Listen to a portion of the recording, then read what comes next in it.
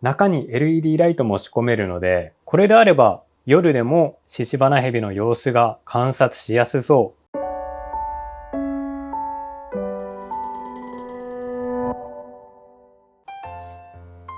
おこたくん。おこたくん。怒ってる。おこたくん。今日は光が差し込んで神々しいですね。神々のおこたくんですね。我が家の生物シシバナヘビのおこたくん。現在、日総さんの L 水槽かな？フレーム水槽に入れて飼育をしています。全体像はこんな感じ。ちょっと怒られそうなんですけど、これ一時しのぎでこうやってます。この日総の L 水槽、フレーム水槽ですね。4面はガラスで覆われているタイプ。蓋がないので、鉢底ネットの上に100均のよくあるワイヤーのやつ。それの上に脱走防止で 2.5 キロの重りを乗せています。一応これで持ち上がらないことは確認しているので、脱走の心配はないんですけど、さすがにね、こんな状態でずっと置いとくわけにもいきません。実は、おこたくん用の爬虫類ケージ購入しました。これはそのケージが届くまでの応急処置ということで、こんな感じでやってみました。今回の動画は、その新しく届いたケージを設置するのと、そのケージにすることで、生物シシバナヘビにどんなメリットがあるか、それと飼育者にとってもどんなメリットがあるかご紹介をしていきます。それではケージの紹介と入れ替え作業していきましょう。今回購入したのはこちらです。今回はチャームさんで購入したんですけど、他にも色々合わせ買いしてたので、でかい段ボールの中にこの商品の段ボールが入っていました。今回買ったケージはなかなか紹介されている方がいらっしゃらないので、気になっている方もいるかと思います。じゃん。あまりにもぴったり入ってて、なかなか取り出すのが大変。多分こうやって取り出すのが正解かな。やばい、反射がいろいろ見えてる。やばい。今回購入したのはこちらの真っ白くて全面が大きく見やすい爬虫類ケージ。今回はチャームさんで買ったんですけど、商品名が前開き飼育ケージホワイト。ブランド名とかはついてないんですね。実はこれ Amazon とかでも同じ商品が売ってるんですけど、Amazon だと7、8000円します。なぜかというと Amazon の商品は中になんか段差のついた土台、付属のパーツがついてるんですけど、チャームさんで売ってるやつはそのパーツがありません。その分安いんだと思うんですけど、生物シシバナヘビとか飼育するには特段必要ないかなと思ったので、今回はチャームさんで購入しました。この商品の大きな特徴は、やっぱりこの前面の大きな開口部。多分アクリル製の板が前面についてるんですけど、ここがですね、ガパッと開くので、中のメンテナンスはとってもしやすいです。いや、まだ洗剤入れてないからわかんないんだけど、メンテナンスはしやすそうです。今までのさっき紹介した水槽だと、どうしても上から手を入れることになるので、生態にとっても、うわ、また手来たみたいな感じで怯えてたと思うんですよね。この前からメンテナンスできる、このケージ、生態にとっても優しいんじゃないかなと思います。この前面扉は、このロックが2つついてます。これ多分真ん中1つだと結構歪んじゃうと思うので、左右についているのはありがたい。これでしっかりと閉じられました。このサイズのケージで買う生態だったら、おそらく破壊することはないんじゃないかなと思います。天板にも開口部があります。これはメタルのメッシュ状のプレートがついていて、ここも開けることができます。これは通気性確保と上からメンテナンスするっていうための開口部。あとシシバナヘビだといらないんですけど、紫外線ライトとかクリップ式のライトつけるときはここにつけるのかな。そうなると蓋ができなくなるので、ちょっと扱いはわからないんですけど、何かしら使えそうな穴。ただこれがですね、ちょっとチャッチンですよね。さっきの前面扉はクリップが左右についてるので安定してたんですけど、上のやつは中央一点止めなんですよ。セーブシシバナヘビとか結構ミョーンとチンアナゴ状態になるんですけど、それでこの左右の角を攻められると結構グニャンと歪んでしまいます。今中からこれセーブシシバナヘビね、こんな感じで、なんかここいけそうじゃないみたいな感じでグニグニと押すと結構ね歪んじゃうんですよね。おそらく大丈夫だとは思うんですけど、このケージのウィークポイントですね。そして通気性、さっきも言った通りここがメッシュ状になっています。あと天板の左右に穴が合計20個ぐらい開いています。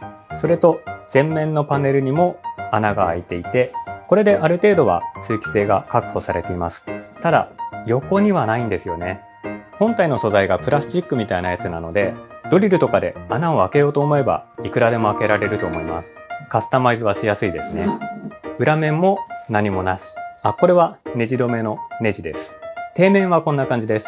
四隅に足がついていて、本体は若干浮いてる感じですね。隙間があるので、ここにパネルヒーターとか敷くことができそうです。この高さ、足の高さは5ミリぐらいですかね。それとちょっと見づらいんですけど、ここにゴム栓がついています。ゴムのキャップ。このキャップ外すことができて、このケージの中に溜まった水を排水することができます。例えば水生の亀とか飼育するときには、水を全開したいときとか、キャップをピュポッと抜けば簡単に水を抜くことができます。それと中の左側になんか設置できそうな穴がいくつか開いています。これは容器の外まで貫通している穴じゃなくて、この内部だけで完結している穴ですね。これがさっき Amazon で売ってる商品との違いって話した部分なんですけど、ここにちょっと土台というか階段とロフトみたいな感じで2段式にできるようなパーツがあります。それ別売りしてるかどうかはわかんないんですけど、チャームさんで売ってるこの商品にはその土台はついていません。Amazon で売ってる商品にはそれがついてるんですけど、若干値段が上がります。そのあたり違い知りたい人は下の概要欄に Amazon とチャームの商品リンク貼っておきますので、見比べてみてください。サイズ的な部分なんですが、スペックでは外寸は幅48センチ、高さが27センチ、奥行きが32センチ。ただ、奥行きに関しては横から見るとわかる通り、ここが一番深いんですよね。これが32センチかな。本当の一番底面は若干サイズが短くなります。24センチ、25センチくらい。ちょっとね、形が変則的なので分かりづらいんですけど、一番奥行きあるところで30センチくらい。一番狭いところで25センチくらいですね。そして開口部。開口部は幅が45センチの高さが22センチくらいです。このサイズのケージにしてはめちゃめちゃ開口部広いと思います。天板の開口部は幅が約20センチ。奥行きが 11.5 センチ。こんな感じで新しいケージの紹介でした。ブランド名がないのでなんて呼べばいいのかわかんないんですけど、とにかく開口部の広い真っ白いケージ、いろいろ黒いところはあるけど白いおしゃれなケージ購入しました。じゃあうちのコタくんをこのケージに引っ越ししていきましょう。さあ、この仮住まいともお別れだ。後ろに窓があるので何も映っていない。ね、おこたくん。おこたくんが不思議そうな顔してこっちを見てる。そうそう、今回新たに設置するケージなんですけど、この4面ガラスの水槽ケージと違って3面がちゃんと壁になって光を通しません。なので、こういった窓辺に置いても中は薄暗く保たれます。それがいいか悪いかはわかりませんけど、撮影するのはだいぶ楽になりそうですね。よし、じゃあ、よいしょ。おこたくんはとりあえずどこに行こうか。はい、フライングおこた。怖いね。そんな飛ぶなんて思ってないよね。今、カメラの裏に置きました。我が家ではパネルヒーター、これを使っています。なんたか1号とかなんたか2号みたいな、そんな感じのやつ。これを設置。いいんじゃない？ジャストサイズじゃない？なんだこれ、食パン入れるケースじゃないのか？すごい高さは低いけど幅があるのでいいですね。なんかニトリに売ってそう。今画面内でもだいぶ映り変わったと思うんですけど、やっぱり背面に壁ができたので光を通さないでとても映しやすいですね。ではここに床材と水入れとハウス入れましょう。さあでは入れていきましょうか。何から入れようかな。おこたくん先入るか。先にじゃあお家を入れよう。いいね。サイズ的にもいいんじゃない？おこたくん。なんでそんな身もだえるな。おこたくん今身長50センチ強なんですけど、広いですね、このケージ。さあ、それじゃあ床材を入れていこう。床材は結構変えたばっかりなので、そのまま使いたいですね。このまま入れれるかな？大丈夫か？いけるか？ちょっと体勢がきつい。ここら辺に。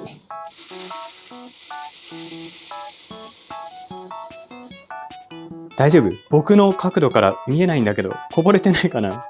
いや、これ開口部広いの助かるな。しかも前傾してるので入れやすい。ちょっと待って。おこたが大脱走してる。はい。床材だよ。ちょっと作業エリアが狭くて大変だ。いや、すごい床材入るね。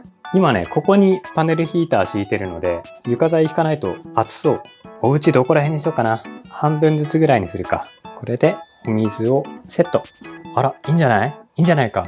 や、今いろいろ作業してたんですけど、やっぱこの前面開いてるのすごいいいですね。今までこうクレーンゲームみたいな感じでこんな感じで作業してたので、この前から作業できるってめちゃめちゃいいですね。これはすごい便利。そして横田くんめっちゃビビってるけど、観察もしやすくなった。どうだ横田くん。今まで4面ガラスだったので開放感はあったと思うんですけど、今回は3面が塞がってるので落ち着ける環境だとは思うんですよね。夜寝る時とかはこの前のガラスはなんか布とかかければ完全にお休みモード。横田くんまだちょっと落ち着いてないかな。うわ、これめっちゃ撮影しやすい。ちょっとこの反射が今後課題ですけど、これはカメラの位置によってだいぶ軽減はされると思います。今ちょっと低めにカメラ設置したんですけど、だいぶいいですね。これいい買い物したかもしれない。まだ使って5分ぐらいしか経ってないけど、これはいい買い物したかもしれない。このケージ中華製だとは思うんですけど、購入して悲しむ人がいるかもしれないので、作りの粗さというか雑なところをご紹介します。これ先ほども話した水抜き穴なんですけど、これの近くここら辺になんかめちゃめちゃ傷がついています。これは海外製品あるあるなんですけど、細かい傷は結構散見されます。それと前面の接合部、ここら辺も光漏れてるの分かると思うんですけど、結構粗いです。ただ生体が逃げ出すような隙間ではないので、許容範囲といえば許容範囲。それとこれは購入された方チェックされた方がいいと思うんですけど、このメッシュ部分の固定してる部分、このメッシュが結構切りっぱなしになってて危ない場所があります。生体が引っかかったら怪我しそうなこのメッシュの折り返し、ちゃんと丸められてる箇所はいいんですけど、今回この部分が折り返しされてないので、これは後で丸めておきます。これは本当生体の怪我につながるので、購入された方はチェックしましょう。ただ今回救いだったのが、前面のアクリルパネル、ほとんど傷がついてませんでした。本当はなんかビニールとか貼られてるのかなと思ったんですけど、それは貼られてませんでした。全体的な雑さは目立ったんですけど、前面パネルはとてもクリアで綺麗でした。よかったよかった。でも保護ビニール貼っといてほしいですよね。というわけで今回はチャームさんで購入した前開き飼育ケージの紹介と設置でした。この飼育ケージの中、ちょっと光ってると思うんですけど、実は中にライトを設置してみました。若干天板メッシュのところが浮いちゃってるんで、これはなんとかしたいんですけど、中に LED ライトも仕込めるので、観察のしやすさはピカイチですね。これであれば夜でもシシバナヘビの様子が観察しやすそう。調光できるライトだとこんな感じに夕暮れっぽい演出も可能です。ヘビにとってこの演出は必要なのかって思っちゃいますけど、見る側としてはなかなか見やすくていいですね。いやー、これはなかなかいいな。本当に見やすくなった。皆さんも小型の爬虫類ケージ悩まれてる方いたら、この前開き飼育ケージ候補の一つにいかがでしょうか。床面積が広いので結構のびのびと過ごしてる感じがします。次回はこのケージの LED ライトの設置の方法なんかも紹介できればと思います。気になる方はぜひチャンネル登録よろしくお願いします。それでは今回もご視聴ありがとうございました。また次回の動画でお会いしましょう。それではまた。バイバイ。岡田くんバイバイ。